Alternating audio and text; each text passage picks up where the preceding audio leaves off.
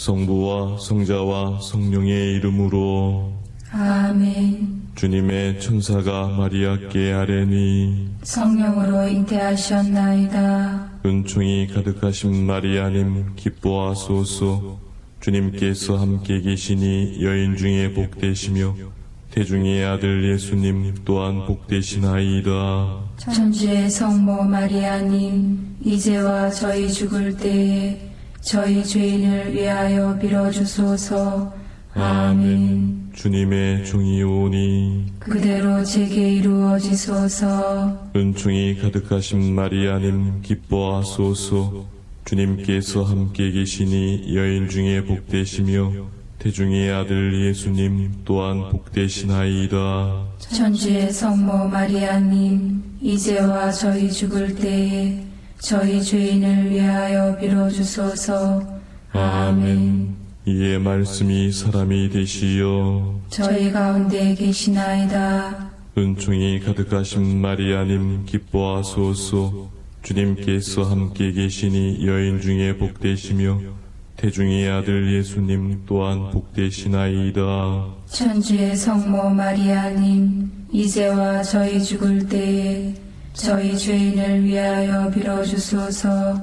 아멘. 천주의 성모님 저희를 위하여 빌어주시어 그리스도께서 약속하신 영원한 생명을 얻게 하소서. 기도합시다. 하느님, 천사의 아뢰므로 성자께서 사람이 되심을 알았으니 성자의 순환과 십자가로 부활의 영광에 이르는 은총을 저희에게 내려주소서. 우리 주 그리스도를 통하여 비나이다. 아멘. 성부와 성자와 성령의 이름으로. 아멘. 좋은 또 훌륭한 본당에 저를 불러주셔서 진심으로 감사드립니다. 저는 제가 평화방송에 4년 동안 근무할 때도 사진 한번 찍히지 않은 그런 신부인데 저는 저런 거를 참 무서워합니다. 매스컴 타는 것을. 오늘 또 이렇게 매스컴을 타게 됐습니다. 여러분들 평상시에 이렇게 많이 안 모이십니까? 여러분들 오늘 왜 나오셨습니까? 강의 들으셔요? 왜 강의 들으셔요?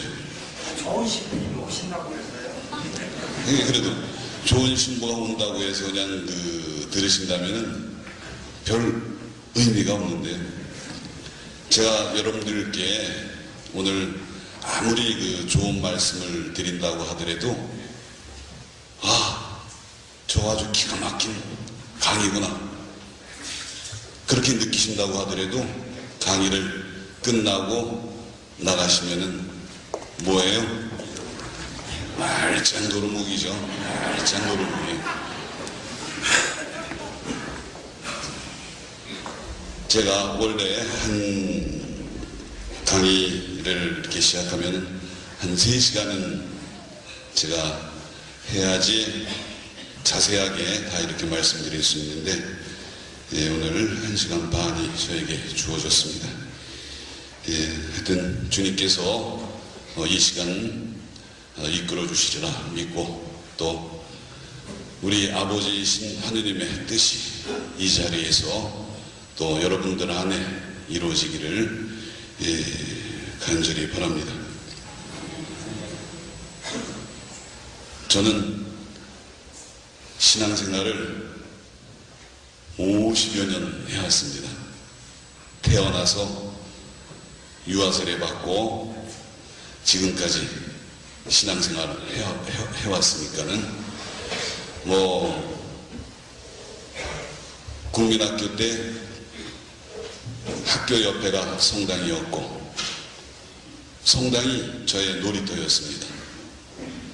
3학년 때 천년성체를 받고 4학년 때 견진성사 받고 고등학교 때부터 신부가 되려고 소신학교 들어가서 소신학교 3년, 대신학교 6년, 그리고 몸에 병을 얻고 지뢰산에 들어가기까지, 신부가 돼서 들어가기까지 24년, 그러니까는 신부 생활 24년, 신학교 생활 9년, 합하면 어떻게 되죠?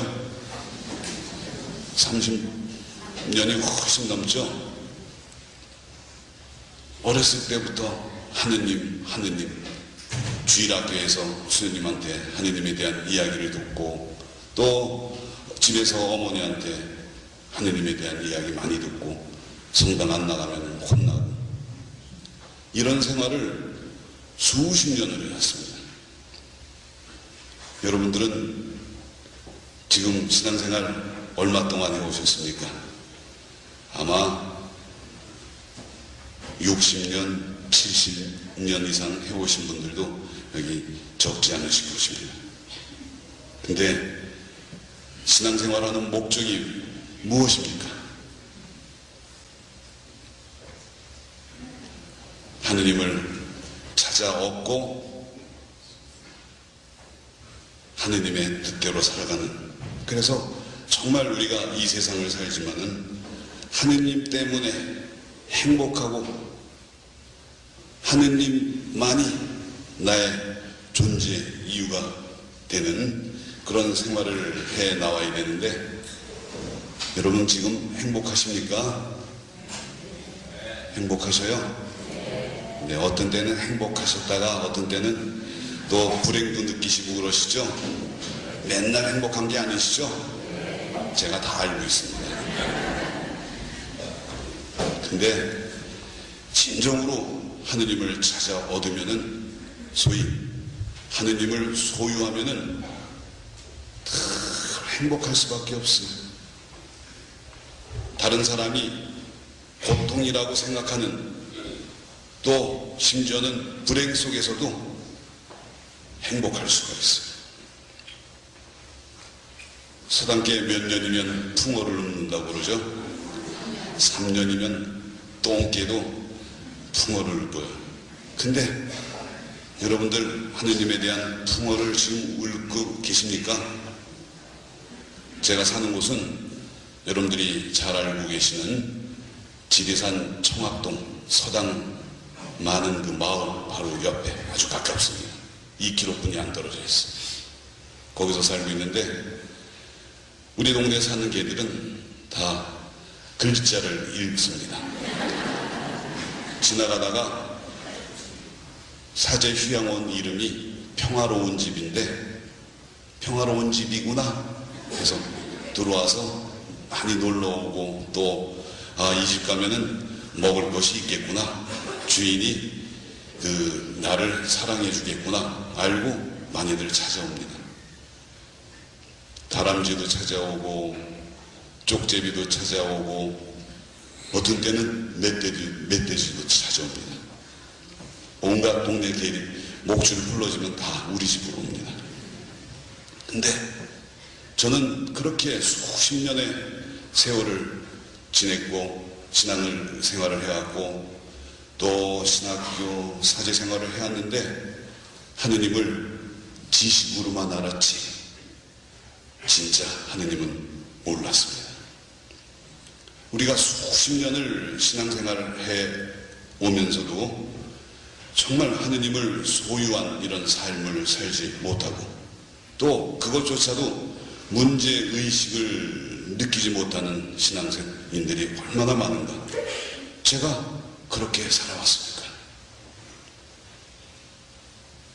그리고 문제의식을 느낀다고 하더라도 이게 뭐 다들 그렇게 사는 게 신앙생활이지 하면서 그 자신의 신앙생활에 변화를 주려고 노력조차도 하지 않습니다. 정말 수십 년을 신앙생활 해갖고 해왔는데도 불행 하느님을 소유하지 못하고 항상 하느님과 떨어지는 이런 신앙생활을 하면 그것처럼 불행한 일은 없을 것입니다. 여러분들이 지금까지 해오시던 그런 신앙생활을 계속해 나갈 것인가? 아니면 정말 내가 하느님을 한 번 안 사람으로서 정말 새로운 그런 신앙생활을 해 나갈 것인가, 그 결단을 내리셔야 됩니다. 그 결단은 빠르면 빠를수록 좋은 것입니다. 그런데 왜 수많은 신앙인들이 수십 년을 신앙생활을 해왔지만은 하느님을 얻고 하느님 때문에 정말 이 세상의 삶이 행복하고 이 세상에서부터 하느님 나라의 삶을 살아가지 못하는가? 저는 그 이유는 신앙생활을 해 나간다고 하면서 신앙이라는 것이 무엇인지 잘 모르기 때문에, 또 누가 잘 가르쳐주는 사람이 없기 때문에, 지식의 하느님을 가르쳐줘도 정말 그 하느님이 어떤 분이고 어떻게 하느님을 믿으면은 정말 이 세상을 기쁘고 행복하게 살아나갈 수 있는가를 가르쳐주지 않기 때문에. 신앙이라는 것이 무엇이죠? 한자로 신은 무슨 신입니까? 믿을 신이죠. 그리고 앙은 무슨 앙이에요? 우러를 앙, 앙모할 앙.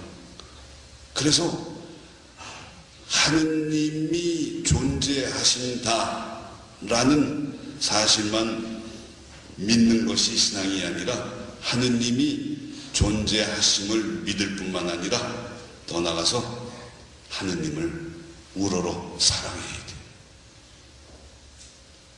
하느님을 우러러 사랑하지 못하면은 신앙생활을 한다고 말할 수 없습니다. 하느님을 믿고 하느님을 사랑할 때 비로소 그때 하느님과의 관계가 맺어지는 것입니다. 하느님이 존재하심을 믿는데 하느님을 사랑하지 않으면 하느님과의 관계가 형성되지 않았고, 또 그런 관계는 어떤 누구나 다 할 수 있는 그런 하느님과의 관계를 맺을 수 없는 것입니다. 하느님을 반드시 사랑해야 하느님과의 관계를 맺을 수 있는 것입니다. 하느님과 우리 인간 간의 관계가 무엇입니까? 부부 간의 관계가 뭐죠? 부부 간의 관계가 사랑의 관계예요. 사랑의 관계. 부모와 자녀의 관계가 뭐죠? 사랑하는 관계. 하느님과 우리 인간의 관계도 사랑의 관계 아니면 아무것도 아니에요. 여러분이 여러분의 배우자를 믿고 사랑했기 때문에 혼인으로서 부부 관계가 이루어진 것입니다. 신앙생활이라는 것은 인간과 하느님이 서로 사랑하는 그 관계가 바로 신앙생활입니다. 우리 인간이 사랑을 느낄 수 있는 것은 우리 안에 사랑이 심겨져 있기 때문입니다. 사람은 자기가 갖고 있는 것을, 있지 않은 것을 바깥으로 드러내 보일 수 없습니다. 사랑이 어떻게 우리 인간 안에 심겨지게 됐죠? 창세기 1장 27절에 이렇게 나와 있습니다. 하느님께서는 이렇게 당신의 모습으로 사람을 창조하셨다. 사랑 자체이신 하느님께서 당신의 모습으로 우리 인간을 창조하셨기 때문에 우리 안에 사랑이 심겨져 있는 것입니다. 이 감시를 만든 사람, 이 안에는 이 감시를 만든 사람의 혼이 여기 심겨져 있습니다. 어떤 작품이든지 사랑 자체이신 하느님이 우리를 정말로 사랑으로 만들어 주셨기 때문에 우리 안에 사랑이 심겨진 것입니다. 우리가 잘 아는 말씀, 요한일서 4장 16절에 하느님은 사랑이십니다. 사랑이신 분이 우리를 창조하셨기 때문에 우리 안에 사랑이 심겨진 것입니다. 하느님이 왜 우리 안에 사랑을 심어주셨습니까? 잘 알고 있죠, 여러분들이? 하느님을 사랑하고 하느님이 만드신 다른 사람들을 사랑하라고, 하느님에 대한 사랑과 인간에 대한 사랑 때문에 우리 안에 사랑을 심어주었습니다. 누가복음 10장 27절에 어떤 율법교사가 예수님을 시험하려고 이렇게 질문을 합니다. 스승님, 제가 무엇을 해야 영원한 생명을 받을 수 있습니까? 그때 예수님께서 이렇게 대답하셨죠. 율법에 무엇이라고 쓰여 있느냐? 너는 어떻게 읽었느냐? 그러니까 이 율법 교사가 네 마음을 다하고 내 목숨을 다하고 내 힘을 다하고 내 정신을 다하여 주 너의 하느님을 사랑하고 네 이웃을 너 자신처럼 사랑해야 한다 라고 쓰여 있습니다. 이렇게 대답하니까는 예수님께서 율법 교사에게 어떻게 말씀하셨습니까? 옳게 대답하였다. 그렇게 하여라. 그러면 네가 살 것이다. 하느님을 온 마음을 다해서 하느님을 사랑하고 내 이웃을 사랑하라. 그러면 네가 영원한 생명을 얻을 것이다. 우리가 다 잘 알고 있는 이야기죠. 우리가 다 잘 알고 있는 이야기. 그런데 여러분은 하느님을 진짜로 사랑하십니까? 하느님을 진짜로 여러분 사랑하셔요? 제가 거짓말인가 아닌가 이제 증명해 보이겠습니다. 얼마나 많은 분들이 하느님을 사랑한다고 착각을 하고 또 거짓말을 하고 있는지 모릅니다. 저도 그랬으니까. 어떤 누구를 진실로 사랑하기 위해서는 무엇보다도 그 사람에 대해서 잘 알아야 돼요. 잘 알지 못하고 사랑한다는 것은 순 거짓말이에요. 하느님 관계에 있어서도 마찬가지예요.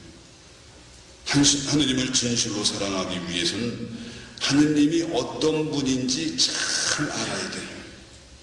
하느님을 잘 알지 못하면은 하느님을 진실로 사랑할 수 없는 것입니다.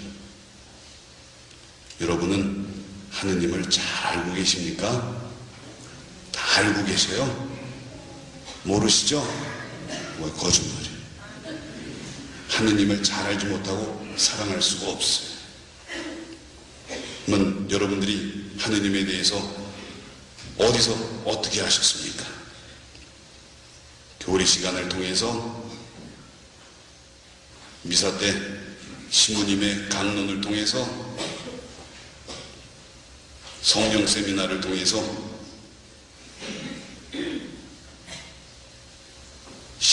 신학원의 강좌를 통해서, 성경 공부를 통해서,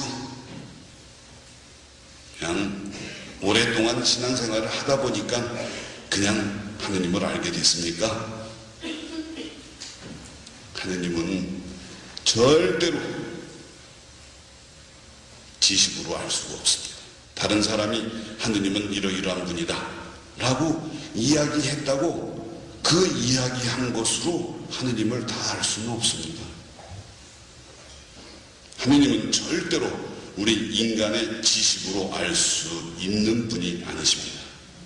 성경에 나타난 어떤 하느님에 대한 이야기나 지식이나 어떤 신학자가 알려주는 하느님에 관한 지식으로 하느님을 알 수 있는 것은 한계가 있는 것입니다. 그러면 하느님을 어떻게 잘 알 수 있을까요?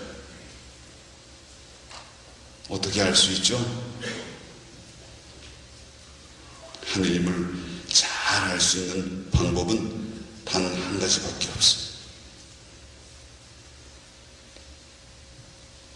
뭐라고 생각하십니까? 하느님에 대해서 잘 알기 위해서는 하느님을 가장 좋아하고 사랑하는 것, 이것밖에 없어요. 이길 바는 없어요. 하느님을 너무너무 좋아하고 너무너무 사랑하면 하느님에 대해서 너무너무 잘 알 수 있게 돼요. 뭐든지 자기가 좋아해야 돼요. 어떤 일을 하더라도. 여러분, 신앙생활 아주 여러분들이 즐기면서 아주 너무너무 즐겁게 합니까? 행복하게? 신앙이란 하느님을 믿고 사랑하는 일이고, 하느님을 믿고 사랑하기 위해서는 하느님을 잘 알아야 되는데, 하느님을 잘 알기 위해서는 하느님을 사랑해야 된다는 말이 이해가 가십니까? 네, 다행이십니다. 그러면은 하느님을 사랑한다는 말과 하느님을 안다는 말과 똑같다는 이야기도 사실이라고 생각하십니까? 맞습니다. 사랑하는 일은 아는 일이에요. 무엇에 대해서 아는 것은 사랑하는 일이에요. 둘이 똑같은 말입니다. 하느님을 참으로 사랑하면은 하느님을 알게 됩니다. 하느님이 당신을 열어 보여주시고 날이 갈수록 더욱더 잘 알게 해주십니다. 그래서 신앙생활이라는 것은 하느님을 아는 일이며 하느님을 사랑하는 일이고, 부부생활이란 부부가 서로를 잘 아는 일이며 서로가 사랑하는 일이에요. 부부생활이 다른 게 없어요.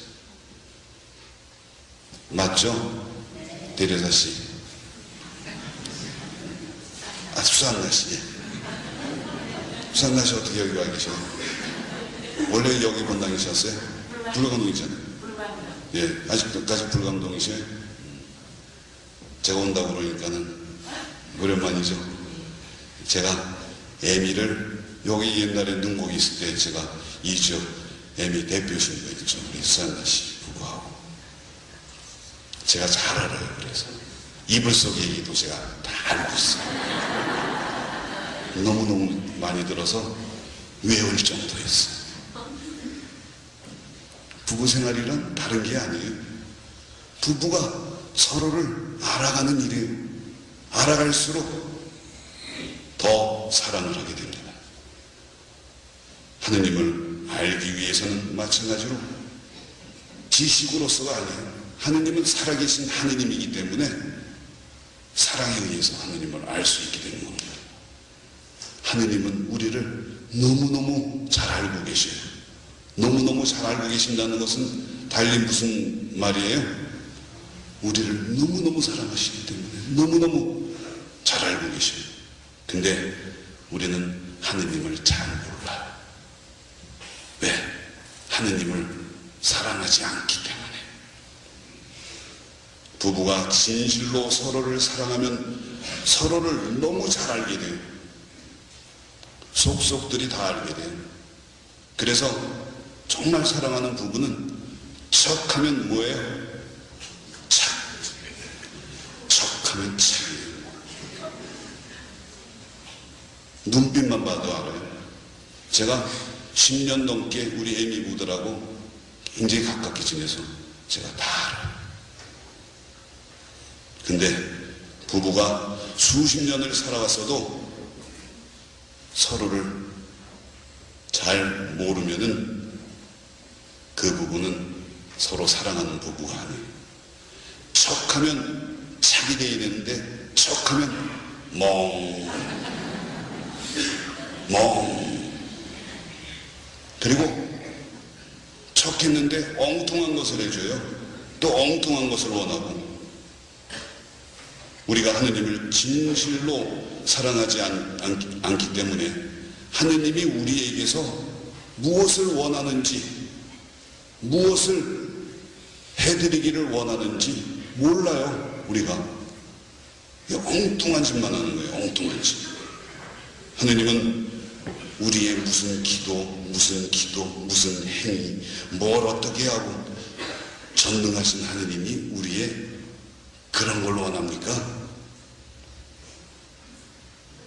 그런데도 우리는 엉뚱하게 하느님이 원하는 걸 해드리지 않고 정말 엉뚱한 신앙생활을 제가 그렇게 살아오던 신부 중에 아주 대표적인 신부였습니다. 저는 그것을 뭐라고 표현하냐면은 미저리적 신앙이라고 이렇게 표현합니다.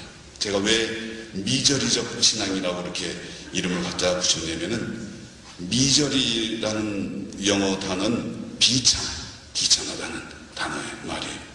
근데 옛날에 미저리라는 영화를 봤어요. 여러분들 보신 분 계셔요? 아, 거기 나온 그 여자 주인공 여배우 나오면 무서워요. 지금도. 소설가가 겨울 그 산길을 가다가 차가 고장 굴러갔고 떨어졌는데 다행히 어떤 그 마을에 사는 여자가 구해주게 돼요. 근데 그 여자가 자기 집에 이 소설가를 데리고 와서 지극정성으로 돌봐주죠.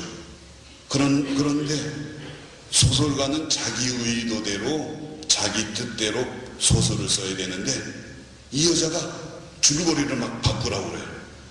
자기 의도대로, 자기 뜻대로. 얼마나 비참합니까? 그러고 말 안 들으면 그냥 도망가려면 막 죽이려고 그러고 뭐 말도 못해요. 아직까지 그 여자 얼굴이 이렇게 떠오르면 무시라.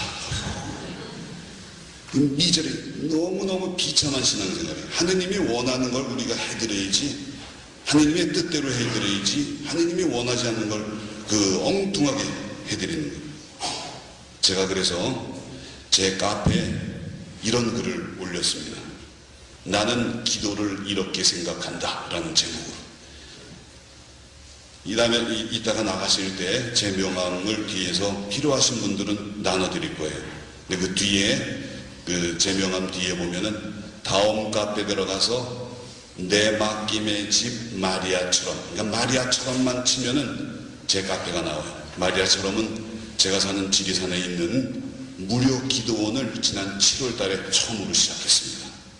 그래서 한 달에 뭐 한 그 400명 이상씩 이렇게 그 쉬고 기도하시고 가셔요. 여러분들 산에 가갖고 무료로 재워주는 그런 기도원, 천주교 기도원 들어보셨습니까?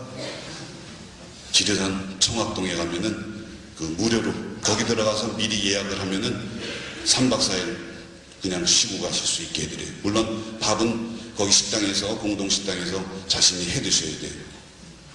근데 평신도들을 위해서 이렇게 해드렸는데 요즘은 수녀님이 더 많아요. 성가소비네오 수녀님들 다녀가셨어요. 수녀님도 오셔요. 거기 제 카페 들어가면요, 제 카페에 들어가면은 하느님을 사랑하는 사람은 그 카페의 팬이 돼요. 제가 드리는 말씀이 진짜인가 아닌가 보셔요. 하느님을 사랑하지 않으면은 그 카페 글 재미없어요. 전부 하느님에 관한 이야기이기 때문에. 근데 하느님을 사랑하는 사람은 희한하게 그 카페를 알고 가르쳐 드리지 않아도 그 카페 들어와서 하느님을 소유해요. 놀라워요. 일반 다른 카페들처럼 한번 가입하면은 영원한 회원이 되는 게 아니라 다 잘라요. 제가 한번 가입했다가 한 달 만에 안 들어오면 다 잘라요. 전 숫자가 중요한 거 아니에요. 그리고 들어와서 3달 동안 안 들어오면 또 다 잘라요. 뭐 계속 하느님을 사랑하지 않는 사람 그 회원수 늘려가고 제가 우리 카페 몇 명, 저는 그런 건 싫어합니다. 그 카페에 제가 조심스럽게 나는 기도를 이렇게 생각한다 라는 글을 썼는데 앞부분에 이렇게 썼어요. 혼날까봐. 이 글은 낮은 차원의 글이니 기도를 정복하신 기도의 최고수들께서는 읽지 마시기 바랍니다. 기도의 고수는 이걸 읽으시면 안 돼요. 오히려 기도의 최고수가 이 글을 읽으면은 그 고수 자리를 빼앗겨요. 여기서 저는 이렇게 대강 썼습니다. 우리 신앙인들이 가장 많이 사용하고 있는 단어는 어떤 단어인가? 사랑이라는 말보다도 기도라는 말을 많이 해요. 기도했어? 너 기도했니? 그래, 기도하러 갔다 올게. 기도회 갔다 올게. 어렸을 때부터 저희 어머니가 기도하라. 소신학교 때, 대신학교 때 기도. 근데 기도라는 말이 언제 나오기 시작했나? 제가 성경을 찾아봤어요. 성경을 찾아보니까는 창세기 20장 7절에 처음 기도라는 말이 나와요. 아브라함이 아비멜렉 왕에게 자기 부인 사라를 부이라고 속여서 아비멜렉이 사라의 미모에 반해서 데리고 왔어요. 근데 그날 밤 야훼 하느님이 나타나셔서 너 사라를 건드리면은 너와 관계된 모든 사람 다 죽을 것이다. 그러니 절대로 건드리지 말고 오히려 아브라함을 찾아가서 아브라함에게 기도를 받아라. 여기 처음 기도라는 말이 나와요. 그리고 성경이 뒤로 갈수록 기도라는 말이 늘어나기 시작하다가 신약 성경에 오면은 기도라는 말이 많이 나와요. 그리고 우리 초대 교부들도 기도에 대해서 많이 이야기했는데 기도라는 것은 과연 어떤 말인가? 왜 기도가 생겨나게 됐는가? 의문점이 들었어요. 기도는 어떤 단어가 생겨날 때 생겨나게 된 배경이 있는데 기도가 왜 생겨났는가? 생각해 보니까는 기도의 한자 기자는 뭡니까?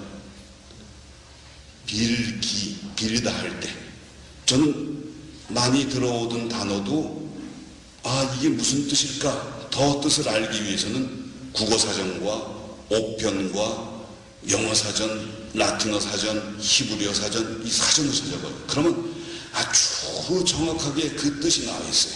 그리고 우리가 잘못된 뜻으로 잘못된 말을 쓰고 있는 경우도 적지 않더라고요. 근데 기도라는 말을 찾아봤더니 빌다 할 때 도는 무슨 도자입니까? 도는 맞아요. 우와, 선생님 잘하시네. 빌도 빌고 빌고 빌다. 그럼 왜 빕니까? 왜 빌어요? 무엇이 필요하니까 빌게 되죠? 무엇이 필요 없으면은 빌 필요가 없는 거예요. 필요하기 때문에. 필요하다는 것은 뭡니까? 뭔가 부족하다는 거예요. 그랬는데 하느님께서 이 세상 우주 만물을 창조하셨을 때 뭐라고 마지막에 말씀하셨죠? 보시니 좋더라. 완전하다는 얘기예요. 전능하신 하느님이. 근데 그 태초에 이 세상을 창조하실 때 그 상태는 완전 충만한 상태예요. 부족함이 전혀 없는. 근데 언제 부족함이 들어오게 됐죠? 언제 부족함이 들어왔어요? 아담과 하와가 인류의 원조가 하느님의 뜻을 배반하고 자기 뜻대로 살기 시작하면서 하느님을 잃어버리게 됐어요. 완전 충만함 자체이신 하느님으로부터 떨어져 나가니까 부족하기 시작했어요. 부족함을 느끼고 자꾸 빌게 됐어요. 자꾸.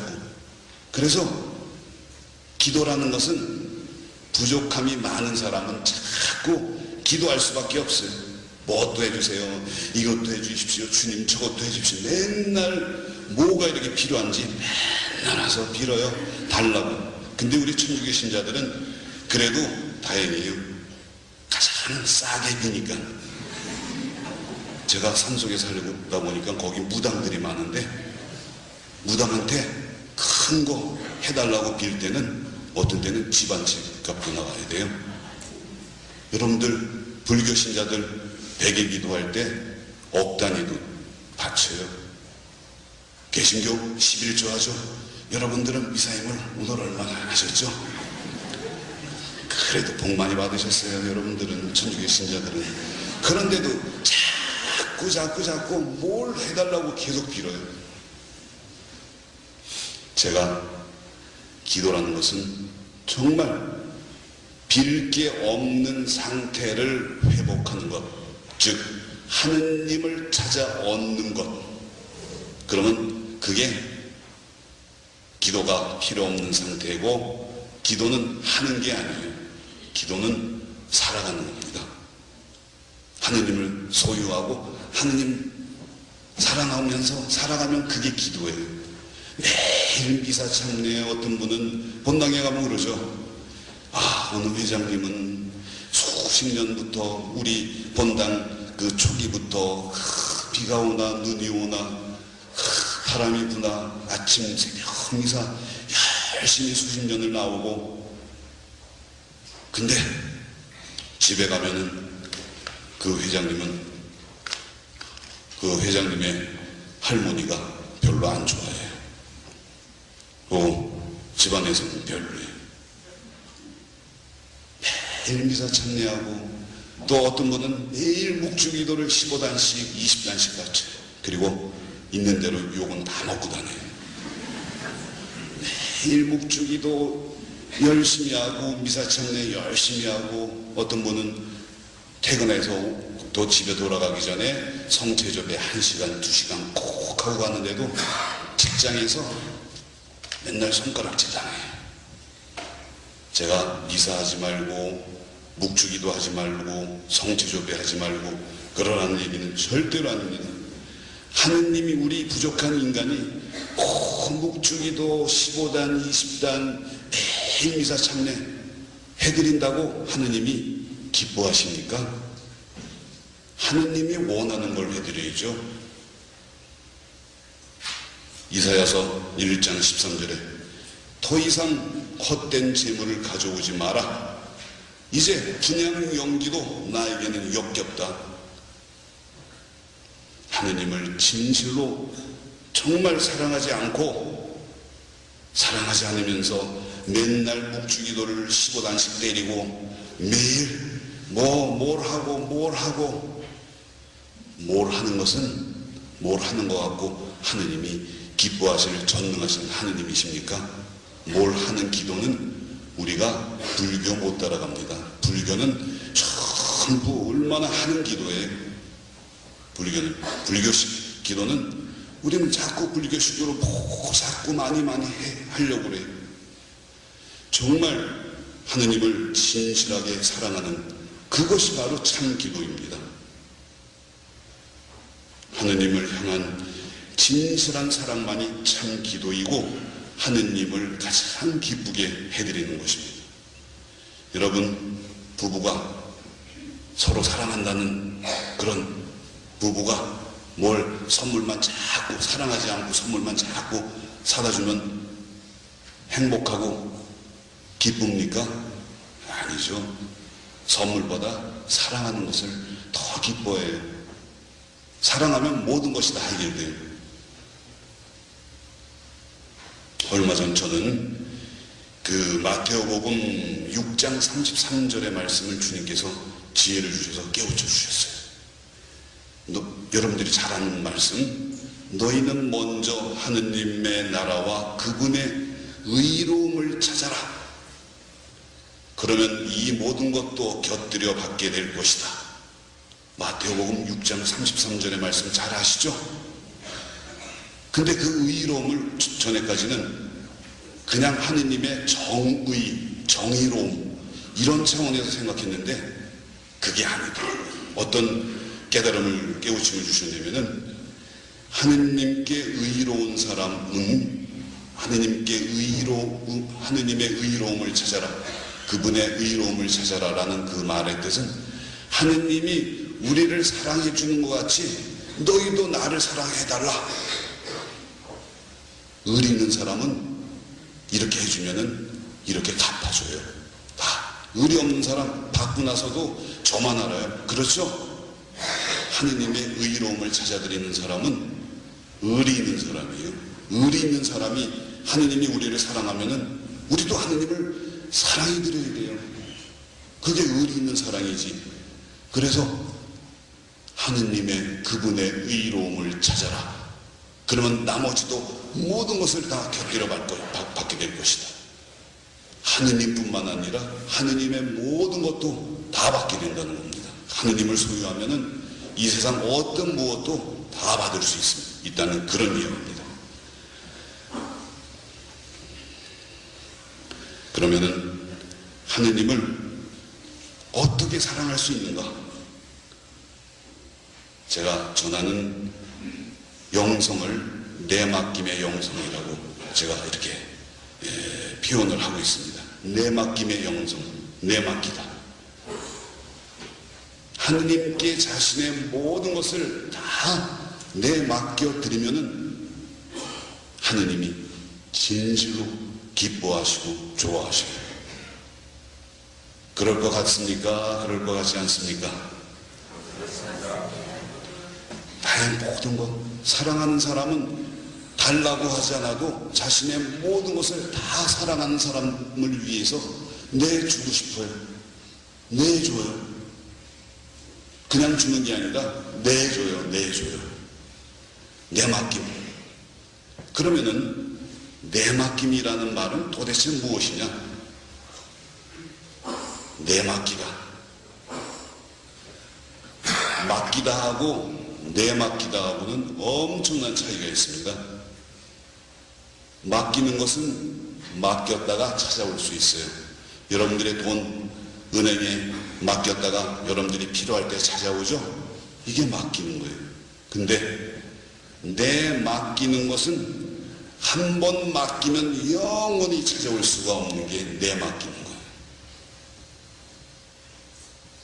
그래서 이 내맡기다라는 말을 다른 한자로 표현하면 어떻게 돼요? 위탁이에요. 위탁.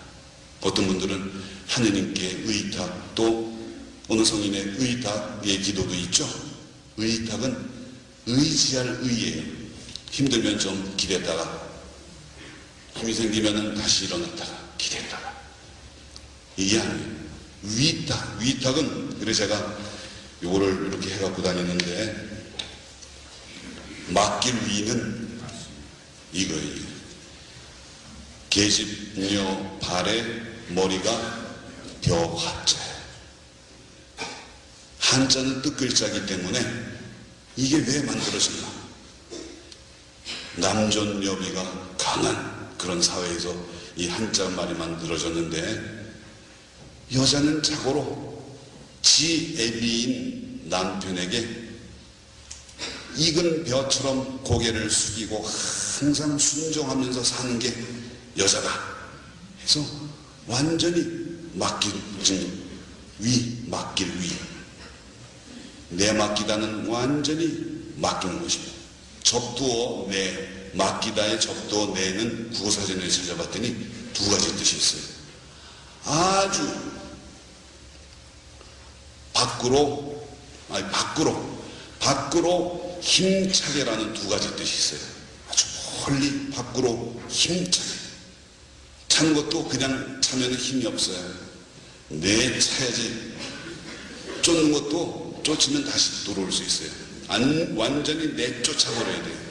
그래서 내맡기다라는 그 말을 구사전에서 찾아봤더니 놀랍게도 두 가지 뜻이 있어요. 내맡기다, 아주 맡겨버리다. 국어사전 찾아보셔요. 집에 가셔갖고 아주 맡겨버리다. 그리고 한 가지는 되는 대로 내버려 두다. 이야, 기가 막혀요. 내가 이 여자를 사랑해서 결혼했어요. 근데 어느 정도 살다 보니까는 뜻이 안 맞아서 그래갖고 이혼했어요. 그 여자는 다른 남자하고 살아요. 그러면 이제 내 거가 아니에요. 내 사람이 아니에요. 아주 다른 사람한테 맡겨버렸기 때문에 다른 사람이 다이아몬드를 반지를 해주든 뭐를 어떻게 해주든 되는 대로 내버려 둬야 돼요. 한번 완전히 맡겨버리면 삶아 먹든 구워 먹든 지져 먹든 내가 지켜보고 있을 수밖에 없어요. 아주 맡겨버렸기 때문에. 이게 바로 내 맡김입니다. 하느님께 우리의 모든 것을 내 맡겨드리는 그런 삶을 내 맡김의 영성이라고 제가 표현하는데, 왜 내 맡겨야 되는가? 이유는 간단해요. 하느님이 우리의 주인이시기 때문에 그래요. 하느님은 우리를 창조하신 나의 주인님이시라는 사실 한 가지만 교리 시간에 가르쳐서 그것만 예비자들이 알면 다른 건 저절로 알게 돼요. 근데 교리 시간 6개월, 1년인가 가도 지식으로는 그거를 하느님이 우리를 창조하셨다, 인간을 창조하셨다 아는데, 지식으로는 아는데 진짜로 하느님을 나의 주인으로 인정하는 그런 삶을 살아가지 못하고 있어요. 여기서 신앙생활에 문제가 없는 것이고 불행한 신앙생활을 할 수밖에 없는 것입니다. 나의 모든 것은 다 하느님의 것이에요. 여러분들의 배우자는 누구의 것입니까? 여러분들의 것이죠? 이제 대답을 잘못하시네. 대답을 잘못하셨다가는 그 틀린 대답이니까. 여러분들의 배우자가 누구의 것입니까? 하면은 다른 문당에서는 하느님의 것이요. 대답을 잘 하시더라고요. 그러면 여러분들의 소중한 자녀는 누구의 것입니까? 하느님의 것이에요. 그리고 여러분들의 소중한 재산은 누구의 것입니까? 하느님의 것입니다. 다 내놓으세요. 못 내놓으면 그 말로만 하는 거예요. 정말로 하느님의, 나의 모든 것이 하느님의 것임을 인정하는 사람은 하느님이 설령 나의 사랑하는 아들도 교통사고를 통해 갖고 데려가시더라도 주님 정말 제 가슴은 찢어지게 너무너무 아픕니다. 그러나 당신의 것이기 때문에 기어이 내드리겠습니다. 이게 하느님을 주인님으로 모시는 사람이에요. 인정하는 사람이에요. 근데 아까 미사 후에 성모상 무슨 기도했어요? 예? 성모상 건립이요? 성모상 이건 돈 내라는 기도 아닙니까? 네, 이런 거 필요했을 때 하느님 모든 것은 당신의 것입니다 하면 기꺼이 여러분들 통장 털어갖고 내드려야 돼요. 근데 내드리지 못하면서 하느님, 주님 너희가 주님 한다고 다 하늘나라에 들어가는 것은 아니라 어떤 사람이 들어간다고 그랬죠? 하느님의 뜻을 실행하는 사람이라야 하느님 나라에 들어간다고 예수님이 분명히 말씀하셨어요. 하느님의 나의 모든 것 주님의 것입니다. 그것을 다시 한번 새롭게 인정해드리고 주님 앞으로는 제 뜻이 아니라 오로지 당신 뜻, 하느님의 뜻대로 살아가겠습니다 라고 그 결심을 봉헌하는 것이 내 맡김의 봉헌이라고 저는 표현합니다. 내 맡김의 봉헌. 실제로 제가 약 1년 전부터 제 강의를 듣고 그 굳은 결심을 봉헌한 분들이 지금 300명이 넘어요. 정말로 주님, 저의 모든 것은 당신의 것입니다. 당신이 원하시면 언제든지 제 목숨도 저의 모든 것, 당신이 저의 주인이시기 때문에 원하신다면 언제든지 기꺼이 내드리겠습니다. 그리고 저는 제 뜻대로가 아니라 당신 뜻대로 살아가겠습니다. 이 굳은 결심을 하고 미사 때 그 결심을 봉헌하는 거예요. 저 카페에 들어가면은 저희 카페 봉헌문이라고 있는데 그 봉헌문을 저한테 오지 않으셔도 여기서 미사임을 뭐 그 액수가 중요한 것이 아니라 미사임을 자기를 봉헌하는 미사임을 봉헌하고 미사 전에 그 봉헌문을 읽고 주님 정말 오늘 저는 저의 모든 것을 당신의 것으로 인정합니다. 당신은 저의 주인이십니다. 주인님이신 하느님, 저의 모든 것을 당신께 내맡기고 앞으로는 제 뜻이 아니라 당신 뜻대로 살아가겠습니다.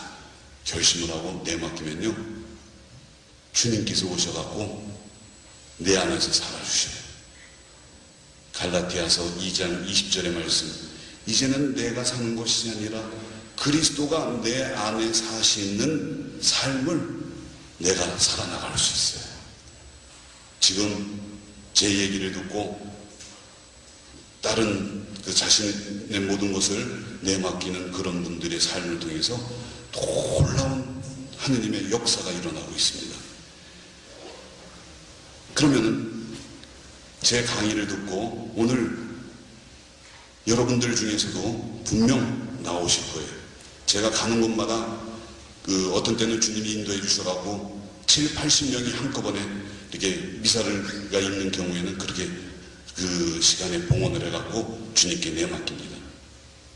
어떤 때는 뭐 개인적으로 이렇게 주님께 내맡기실 수도 있고, 저는 여태까지 소신학교 때부터 성경 예수님의 성경 말씀 중에서 두 가지가 불가능한 말씀이라고 제가 생각하는 말씀이 있었는데, 하나는 좀 전에 말씀드린 이제는 내가 사는 것이 아니라 그리스도가 내 안에 사는 삶을 어떻게 우리 인간이 살아갈 수 있는가? 이거는 하느님으로부터 뽑힌 소수의 성인들만 가능한 삶이지 나 같은 놈은 그런 삶을 못 살아. 이렇게 생각했어요. 또 한 가지는 마태복음 5장 48절의 말씀, 하늘에 계신 너희 아버지께서 완전하신 것 같이 너희도 완전한 사람이 되어라. 어떻게 완전한 사람이 돼? 근데 이 두 가지 말씀이 가능하다는 것을 제가 병을 얻고 지리산으로 혼자 들어가서 살면서 제가 그걸 체험을 했습니다. 하느님께서는 우리의 모든 것을 다 해주십니다. 그 결심만, 우리의 뭐가 하느님이 우리의 그 보잘것없는 것들이 뭐가 그렇게 당신이 기뻐하시고 우리의 것을 원하십니까? 정말 죄스럽고 부족하지만은 하느님은 우리를 사랑하시기 때문에 우리의 모든 것을 원하십니다. 모든 것을. 그래서 그 결심만 내맡겨 드리면은 하느님이 직접 오셔서 살아주셔요. 이거는 제가 체험한 걸 여러분들한테 말씀드립니다. 마귀는 어떻게 우리를 꼬시냐면은, 야, 네가 얼마나 부족한데 뭘 내맡겨. 지금 네 꼬라지를 봐. 너 내일이면 또 네 뜻대로 살아. 또 죄죠. 이제 여러분들 판공성사 다 보셨죠? 판공성사 보고 이제 영원히 죄 안 짓고 거룩하게 살아가죠. 여러분 뜻대로 아니라 하느님의 뜻대로 살아가죠. 이제 구세주 빨리오사 지나고 성탄 성가 열심히 하고 이제 조금 지나면은 또 고해성사 보셔야 돼요. 우리가 하느님 뜻대로 고해성사 보고 이렇게 거룩하게 하느님의 뜻대로 살려고 노력하다가 조금 지나면 또 내 뜻, 하느님 뜻, 내 뜻, 하느님 뜻, 내 뜻. 죽을 때까지 그러죠. 그러다가 마지막 병자성사 받고 그때는 영원히 하느님 뜻이죠. 이렇게 사는 것이 우리들의 신앙인들의 보편적인 그런 삶의 모습입니까? 아닙니다. 벗어날 수가 있어요. 완전히 여러분들의 부족함, 주님, 저의 부족함과 죄스러움마저도 당신께 완전히 내맡겨드립니다. 제가 내일 제 뜻에 떨어진다고 하더라도 제가 저의 모든 것을 지금 이 시간 당신께 저의 모든 것을 봉헌합니다 하면은 주님께서 여러분들의 결심이 100%라면은 100%를 다 받아들여 주셔요. 100%를. 여러분들의 자녀를 키울 때 생각해 보십시오. 여러분들의 품에 있는 아기가, 여러분들의 자녀가 똥 싸고 오줌 싸고 앵앵거린다고 미워합니까? 아니죠. 힘들기는 해도 똥 싸고 오줌 싸고 앵앵거려도 사랑스러워요. 하느님 앞에 우리 인간이 죄짓고 부족함 투성이라고 하더라도 저의 모든 것을 당신께 맡깁니다 하면은 죄스러움과 부족함마저도 주님이 다 받아주셔요. 여러분들의 결심이 정말 굳은 결심, 제가 제 글 속에 맹세 수준의 굳은 결심이라고 이렇게 표현을 했는데, 정말 굳은 결심을 봉헌해 드리면은 주님이 완전히 100%를 받아주십니다. 근데 99%도 안 돼요. 1%, 아니 0.00001%라도 내 뜻이 거기 섞여 있으면은 하느님은 내 안에 오시지 못해요. 나의 모든 것을 정말 부족함마저도 당신께 내맡겨 드리겠습니다. 당신 뜻대로 살겠습니다 하면은 나의 모든 것이 부족함과 죄스러움마저도 완전히 하느님의 것이 돼요. 그리고 하느님의 모든 것이 누구의 것이 돼요? 내 것이 돼요. 하느님을 소유할 수 있는 가장 뛰어난 방법이 내맡겨드리는 거예요.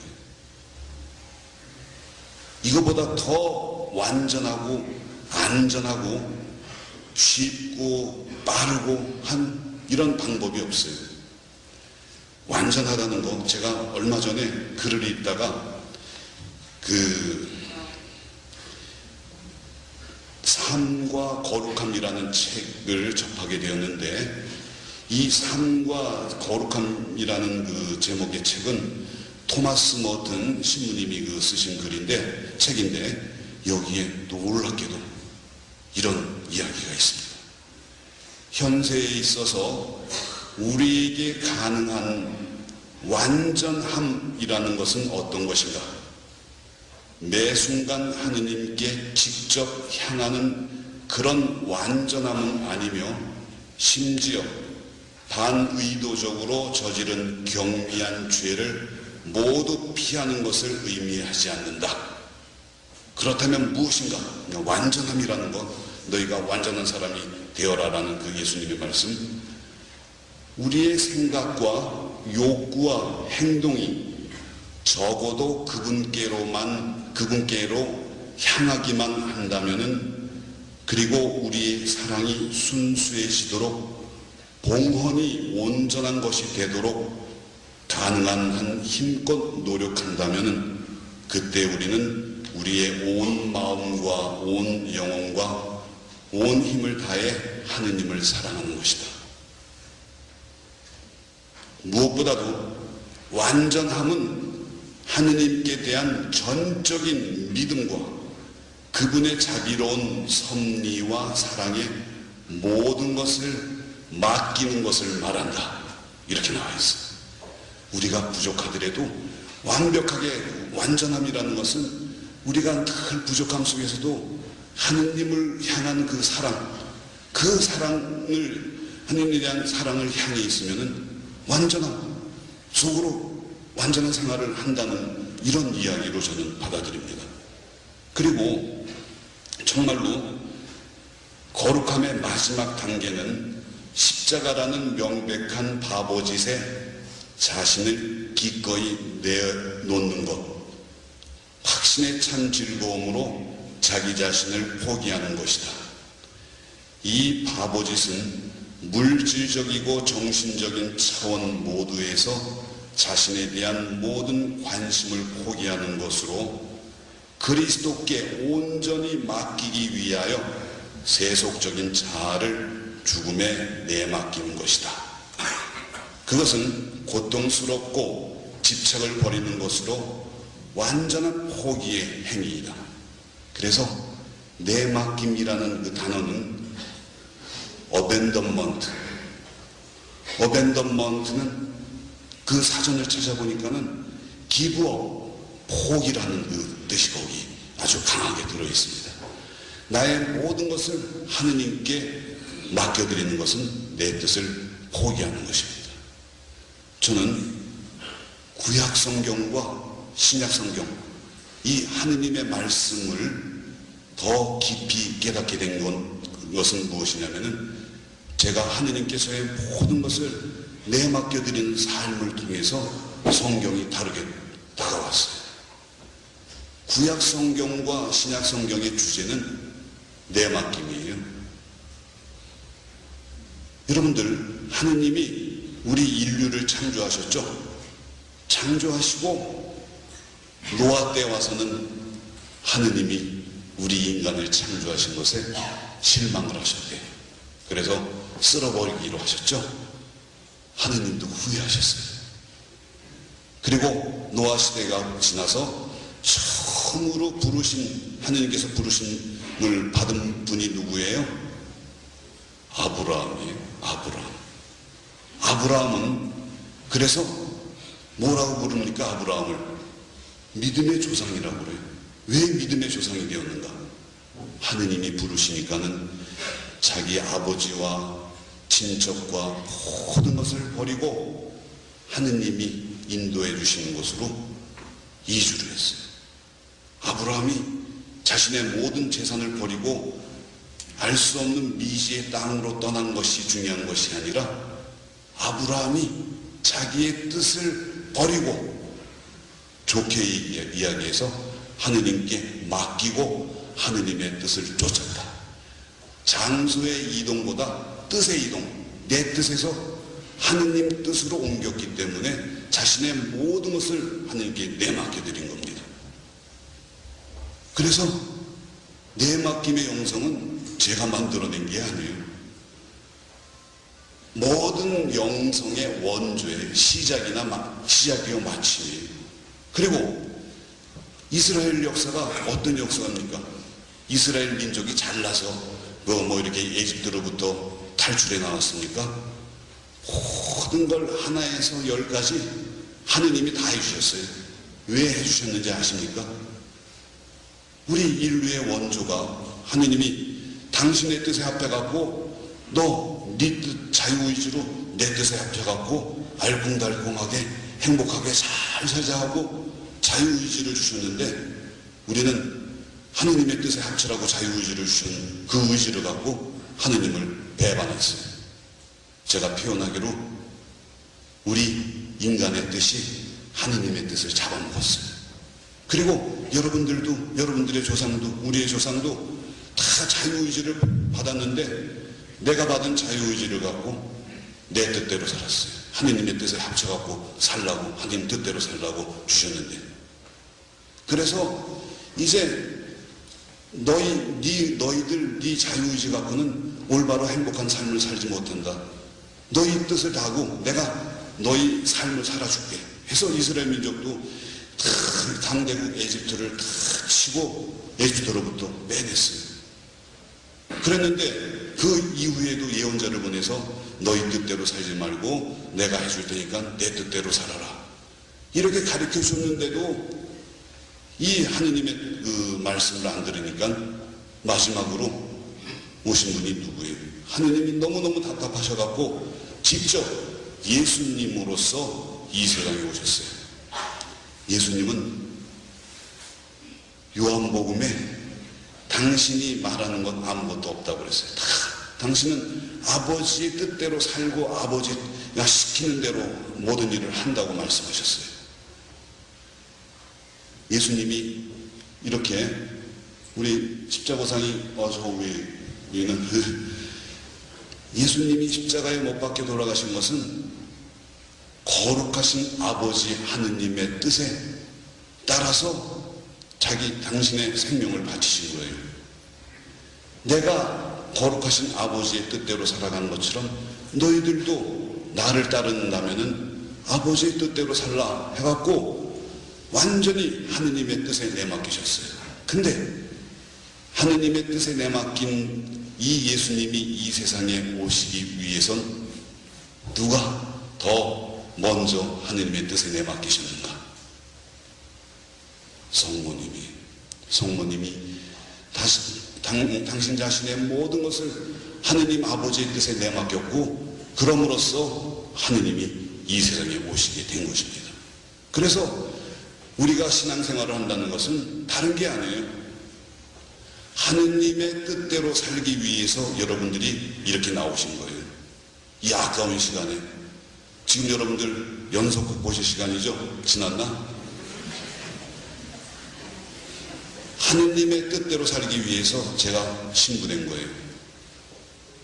우리 수도자들은, 수님들은 마찬가지로 하느님의 뜻에 따라서 살기 위해서 우리가 소원을 하고 서품을 받고 세례를 받은 거예요. 다른 거 아무것도 없어요. 어떤 무엇을 우리가 열심히 한다고 하더라도 하느님의 뜻대로 살지 못하면은 다 말짱 도루묵입니다.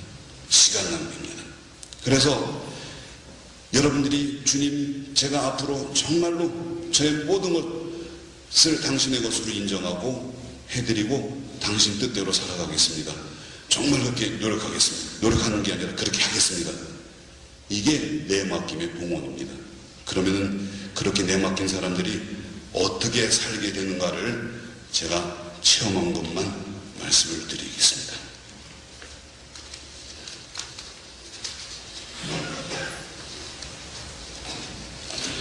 하느님께 자신의 모든 것을 완전히 다 내맡기고 하느님의 뜻대로 살아가는 사람들은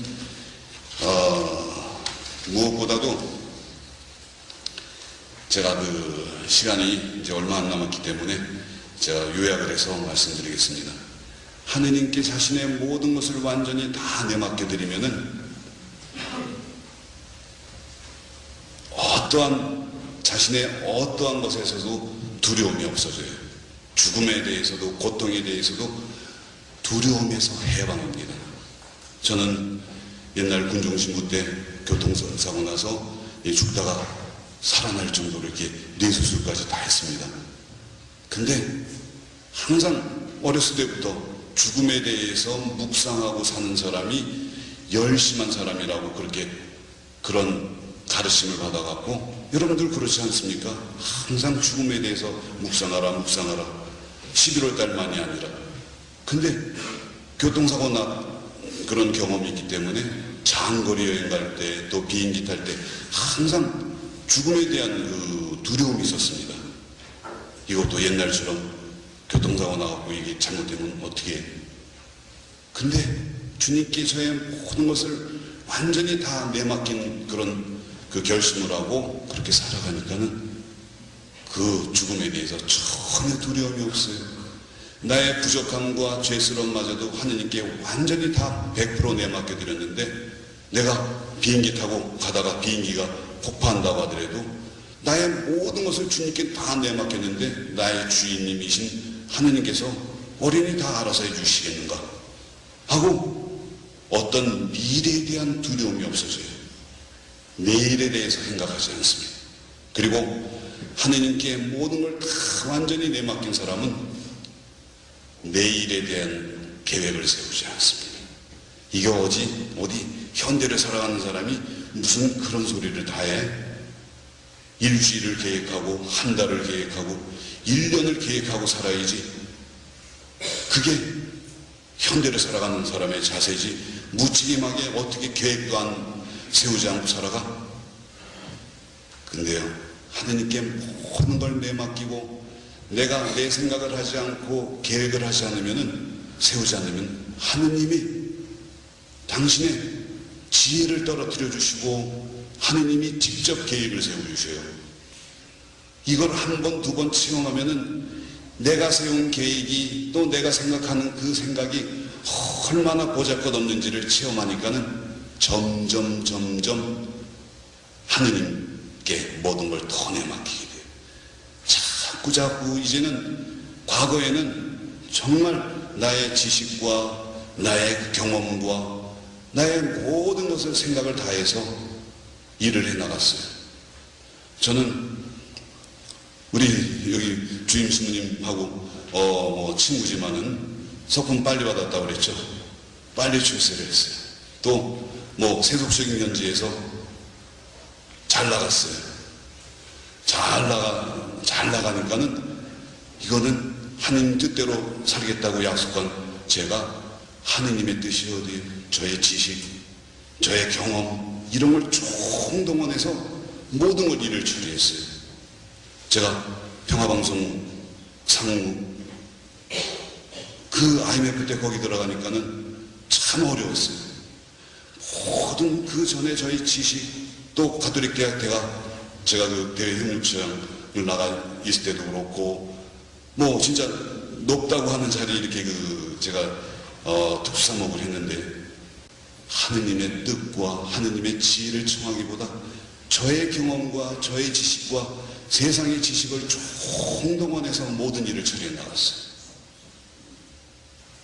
근데 제가 병을 얻고 이 산속으로 들어가서 하느님께서는 저를 당신께 모든 걸 내맡기는 이런 삶의 길로 저를 인도해 주셨어요. 제가 사는 것은 과거의 생각을 다 뽑아내고 지식을 뽑아내고 하루하루 그렇게 살아가는 거예요. 한마디로 무뇌인간, 뇌가 없는 무뇌인간의 삶을 살아가요. 그러면은 하느님이 당신의 지혜를 주시고 당신의 모든 계획을 다 당신께서 직접 세워주셔요. 그리고 하느님께 내맡긴 사람은 이제 점점 주님의 주시는 느낌을 따라 살게 돼요. 주님이 지식으로 우리에게 당신을 알려주시지 않고 느낌으로 알려주셔요. 어떤 때 이게 주님이 주신 느낌이구나. 거기에 맞게 쭉 열심히 따라가요. 그러다 보면 주님의 뜻이 거기에 없어요. 아님 말고 다 돌아서는 겁니다. 그리고 또 이 느낌을 주시면 그 느낌으로 살아가요. 그러다가 또 아는 경우가 있어요. 아님 말고. 예를 들어서 제가 컴퓨터도 컴맹년 제가 글을 2시간, 3시간 동안 다 해서 글을 올려요. 제가 제 카페에 올린 글은 정말 주님께서 아침에 제 영을 열어주셔서 당신의 지혜를 똑 떨어뜨려 주실 때만 그 글이 가능한 겁니다. 저는 과거에 강론 그런 거 잘 하지도 못하는 신부였어요. 강론 짜집기는 잘했죠. 이 책 저 책 다 뽑아갖고 서론 본론 결론 딱 해갖고 이런 거 못하던 신부였어요. 주님이 제 영을 열어서 지혜를 열어주실 때 그 글이 쓰여지는 거예요. 그러니까 그 글을 읽고 많은 분들이 놀래요. 거기서 하느님을 만나요. 지혜로 무장시켜 주셔요. 그러다가 느낌을 쫓아가다 아님 말고 이 2시간, 3시간 쓴 게 다 날라가. 주님 더 좋은 글을 주시려고 이게 다 날라가게 해주셨군요. 감사합니다 하고 또 써요. 정말로 생각지도 못했던 그런 좋은 글이 나와요. 주님 감사합니다. 주님께 내맡긴 사람을 주님이 훈련시켜 주셔요. 순종. 일어나는 모든 일은 하느님의 뜻이다. 그 뜻에 충실하라고 주님이 가르쳐 주시죠. 그러다 보면 나중에는 주님이 영감을 주셔요. 영감. 하느님을 사랑하는 사람이 하느님과의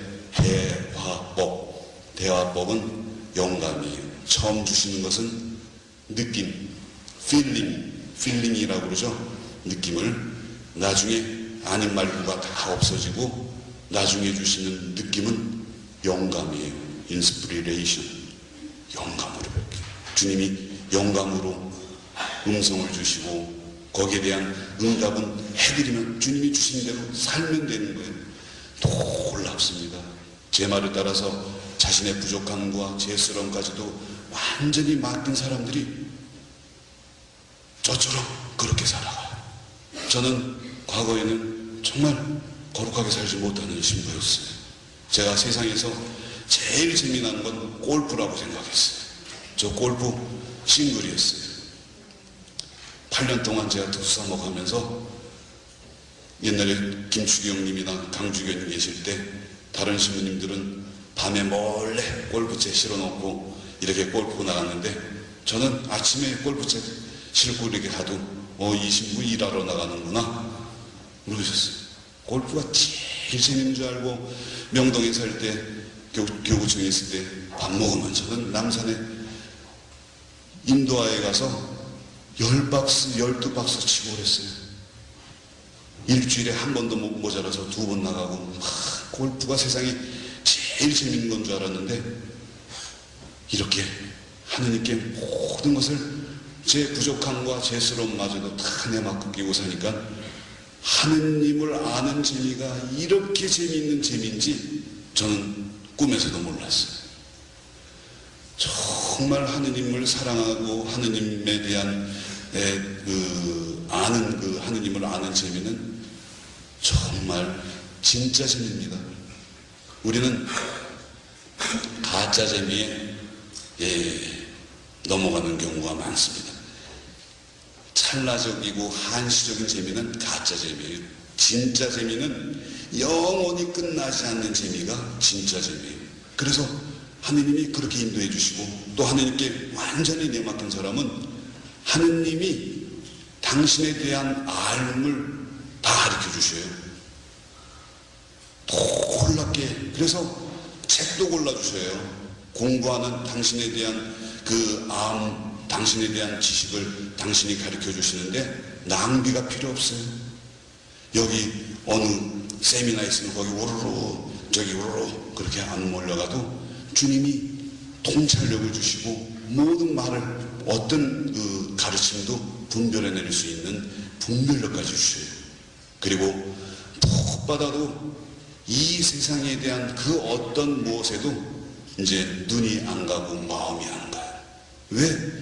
저 자신의 부족함과 죄스러운 모든 것을 다 주님께 내맡겨 드렸고 내가 없어지고 주님이 나의 것이 되었기 때문에 주님을 소유했는데 뭘 다른 이 세상 어디에 눈길이 갑니까?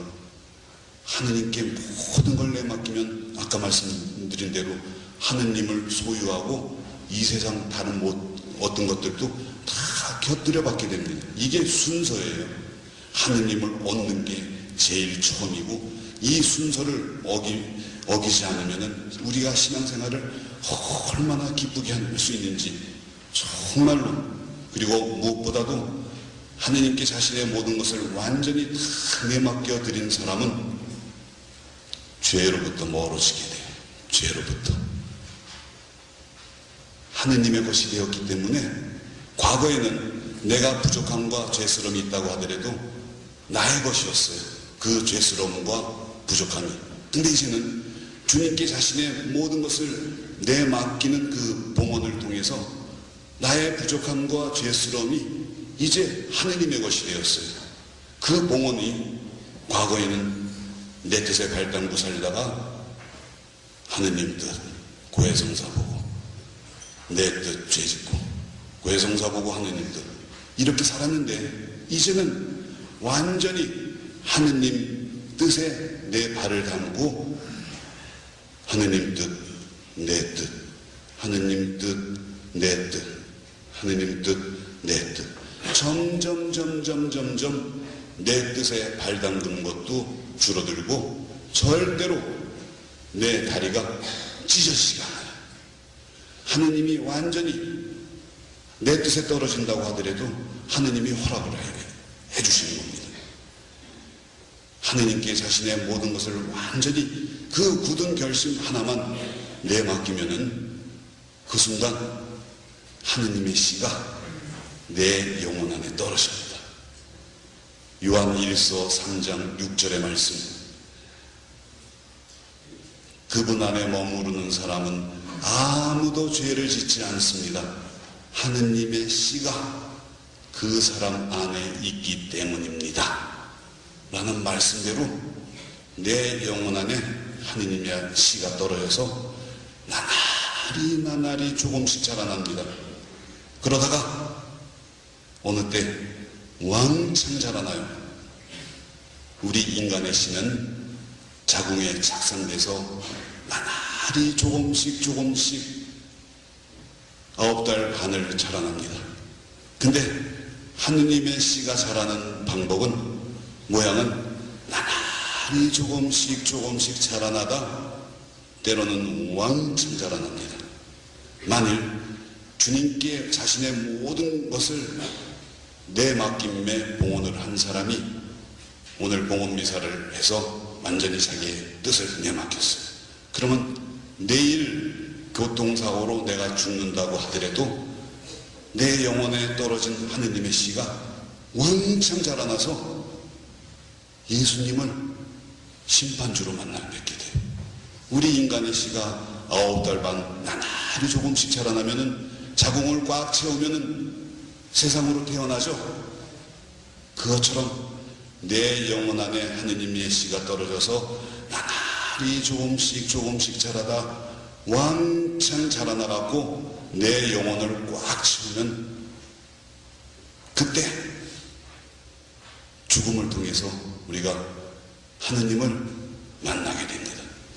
예수님이 나에게 심판주로 다가오시는데 예수님이 나를 다 가만히 들여다보시다가 얘야, 넌 어쩜 이렇게 꼭 나를 닮았느냐 하고 안아주시면서 영원한 영생의 길로 들어갑니다. 저는 이걸 확신을 합니다. 우리 인간이 거룩하게 사는 것은 한계가 있어요. 죄 짓지 않으려고 발버둥 쳐도 거기서 헤어나올 수가 없어요. 우리 인간의 한계가 거기니까. 그래서 우리의 모든 것을 주님께 완전히 다 내맡겨드리면 하느님의 나를 그렇게 거룩한 삶으로 이끌어 주세요. 이렇게 쉬운 길이 있는데 왜 그 결심을 안 내맡깁니까?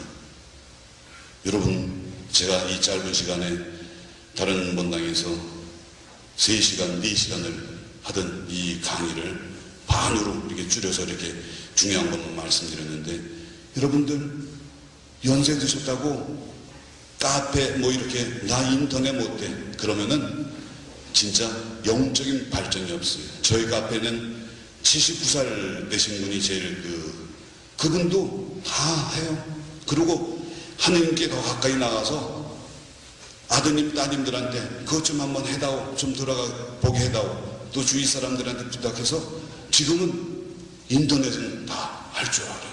교황님이 올해 뭐라고 말씀하셨습니까? 모든 사제들에게 사제들은 인터넷을 하는 것을 넘어서서 하느님을 위한 블로그를 하나씩 만들어라. 요새 컴퓨터 모르면요 정말 장님입니다. 장님. 여러분들이 카페 들어가셔갖고 읽어보셔요. 거기에 정말 그 글을 통해서 많은 영혼들이 완전히 새로 태어납니다.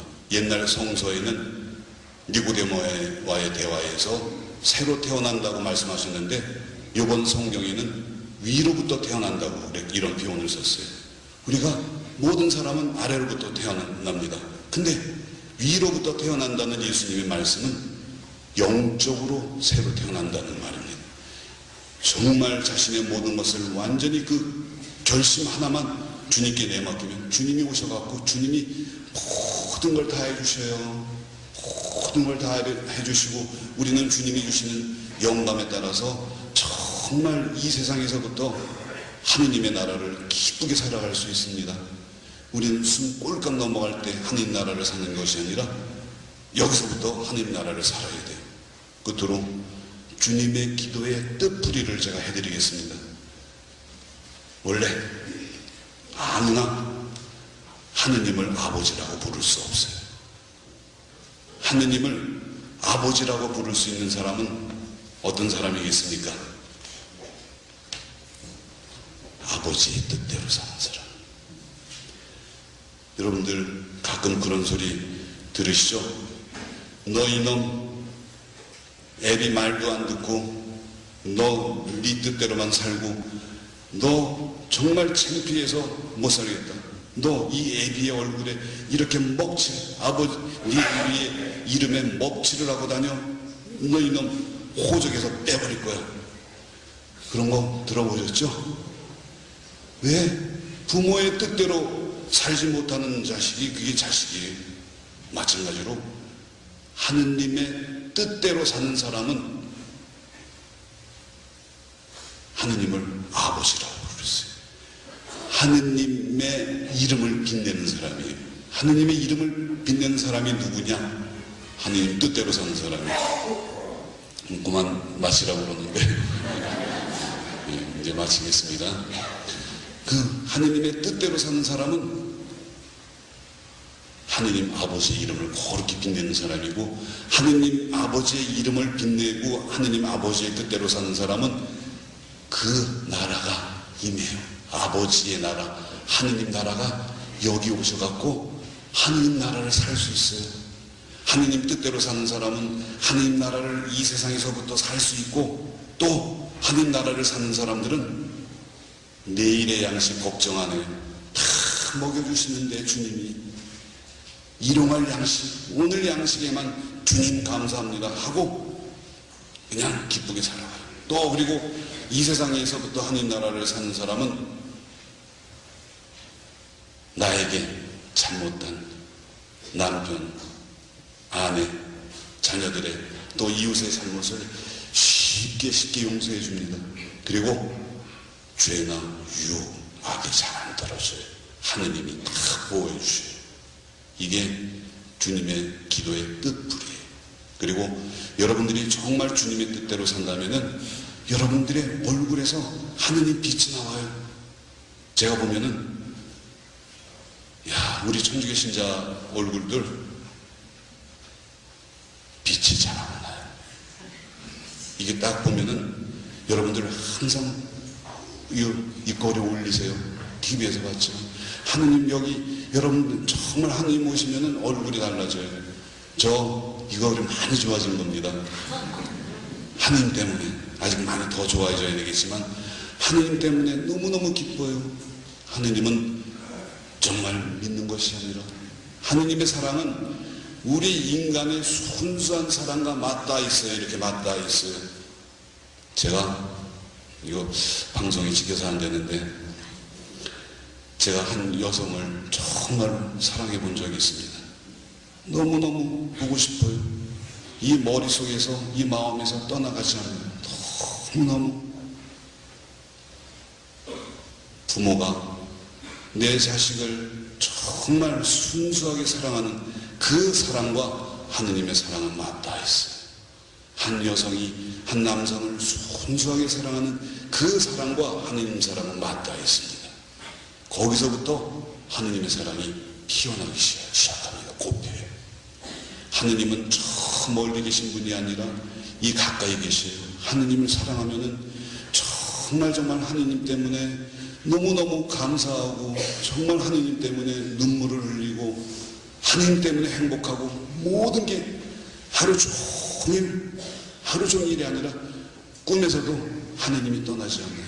하느님을 떠나지 않게 하는 방법이 바로 화살기도입니다. 여러분들 화살기도 정말 이 화살기도를 제가 이끌어준 화살기도가 3개가 있는데 여러분들 그 중에 두 개를 성가로 만들었습니다. 하나는 제가 아파서 산에 들어가고 혼자 이렇게 사는데 너무너무 감사해요. 주님 어떻게 저 같은 놈을 이런 아름다운 모습으로 이렇게 보내주셨습니까? 정말 저는 병을 주신 하느님께 너무너무 감사드렸어요. 제가 병이 아니었다면 하느님을 이렇게 만나지 못했어요. 정말 주님 감사합니다. 감사합니다가 저의 모든 기도였어요. 3달 이상 입에서 정말 감사함을 느끼니까 감사합니다라는 말뿐이 안 남아요. 주님 감사합니다. 주님 감사합니다. 주님 감사합니다. 너무 감사합니다. 주님 감사합니다. 그 다음에 한 3개월 후에는 내가 그동안 믿어온 하느님은 어떤 하느님인가? 제가 살던 곳은, 처음 살던 곳은 문을 열면은 인공적인 게 제가 사는 그 집군이 안 보여요. 조그만 10평짜리 산속에. 전부 자연이, 희조물이라는 것이 처음 와닿았어요. 우주 만물을 창조하시고, 나를 창조하시고, 다스리시는 전능하시고, 자비하시고, 거룩하신 하느님 아버지로 다가왔습니다. 저는 하느님을 아버지라고 제가 처음 강하게 느낀 것이 그때 처음이었어요. 그래서 저는 너무너무 그 하느님이 당신에 대한 모습을 저에게 알려주셔서 너무너무 감사해서 기로도 이렇게 불렀습니다. 하느님을 우주 만물을 창조하시고 다스리시는 전능하시고 자비하시고 거룩하신 하느님 아버지, 이렇게 불렀어요. 아침에 일어나서 눈 뜨면 밤에 잠자리에 들 때까지 쌀을 씻으면서도 빨래를 하면서도 이 기도가 제 머릿속을 떠나지 않았어요. 계속 우주 만물을 창조하시고 다스리시는 전능하시고 자비하시고 거룩하신 하느님 아버지, 저의 모든 것을 당신께 맡기오니 저를 이끌어 주소서. 이렇게 이 화살 기도가 3개월 이상 끊이지 않다가 나중에 세 번째로 하느님이 나의 아버지로 다가오셨는데, 제가 한 가지 부족한 것은 하느님을 사랑하는 마음이 없어요. 전 어렸을 때부터 성모님께는 열심히 기도했어요. 우리 엄마와 같은 성모님, 정말 모든 걸 다 들어주셨어요, 성모님께서. 근데 예수님은, 또 하느님은 저에게 아버지로 이렇게 안 다가왔어요. 저희 아버지 때문에. 그래서 처음으로 하느님이 아버지로 다가왔고, 주님, 제가 당신을 사랑하는 마음이 없습니다. 주님, 제가 당신을 정말 뜨겁게 사랑하게 하십시오. 해주십시오. 저에게 애정을 주십시오. 주님, 제가 당신을 사랑할 애정을 제 마음에 일으켜 주십시오. 이 화살 기도를 3개월 이상 했어요. 어떻게 지나고 나서 제가 따져보니까 주님께서 당신을 사랑할 뜨거운 말, 이 애정을 주셨어요. 그 다음부터 정말 하느님과의 그 사랑이 깊어지는데, 하느님과의 사랑은, 내가 하느님을 정말로 사랑한다는 사람은 내가 내 배우자를 옛날에 사랑했듯이 사랑하십니다. 그 사랑을 못 느껴보고 또 그렇게 하느님을 찾지 않으면 하느님을 사랑하지 않는 사람이라고 보시면 됩니다. 정말 정확합니다. 그리고 하느님을 사랑하는 사람은 정말 하느님께 감사드려갖고 눈물이 마르지 않아요. 하느님의 사랑을 얻기 위해서는 반드시 눈물의 강을 지나야 돼요. 그 보통 눈물이 아니라 뜨거운 눈물을 주셔요. 뜨거운 눈물을 주실 때 그 뜨거운 눈물이 내 영혼을 정화시키는 거예요. 여러분들, 기름 묻어갖고 더러운 이런 그 그릇이 보통 미지근한 물 갖고 닦이겠습니까? 뜨거운 물로 싹 깨끗이 닦아야죠. 뜨거운 눈물을 주셔요. 하느님 때문에 너무너무 사랑하기 때문에 하느님이 늘 여기 오셔갖고 뿌듯해. 이 세상 다른 어떤 게 필요 없어요. 그리고 하느님의 사랑을 얻으면 하느님이 만드신 모든 것이 다 사랑스러워요. 그리고 특히 한 영혼을 하느님께 가까이 보내드리는 것이 이 세상에 사는 목적입니다. 저는 과거에는 오래 살고 싶지 않았는데, 저희 어머니가 옛날에 하느님 사랑에 빠졌을 때 죽고 싶다고 그러셨어요. 하느님께 가고 싶다고. 엄마, 무슨 그런 거짓말을 하셔. 그 노인들이 죽고 싶다는 것은 3대 거짓말의 하나인데, 제가 하느님 체험하니까 정말 죽고 싶어요. 하느님께 가고 싶어요. 근데 그 단계를 넘었으니까 오래 살고 싶어요. 100살 넘게 살고 싶어요. 왜? 한 영혼을 오래 사는 동안 더 많은 영혼을 하느님께 가까이 모셔드리는 게 제 사는 목적이에요. 그래서 마지막으로 프란치스코 살레시오 성인이 이런 말씀하셨습니다. 하느님을 정말 사랑하는 사람은 아무것도 원하지 않고 아무것도 구하지 않고 아무것도 거절하지 않는다. 오로지 하느님만 원하고 하느님만 구하고 주시는 어떤 고통도 어려움도 죽음까지도 거절하지 않게 돼요. 정말로 하느님이 정말 우리에게 오시면 그런 삶을 살아갈 수밖에 없습니다. 예, 이상으로 시간이 좀 지났습니다만은 제 강의를 마무리하고 제가 부족한 말씀 다 드리지 못한 것은 여러분들이 카페에 들어가시면은 여러분들이 하느님을 만나고 하느님을 소유할 수 있게 됩니다. 부디 하느님을 소유하셔서 이 세상에서부터 정말 거룩하고 기쁘고 즐거운 하느님 나라의 삶을 살아가시기를 빕니다.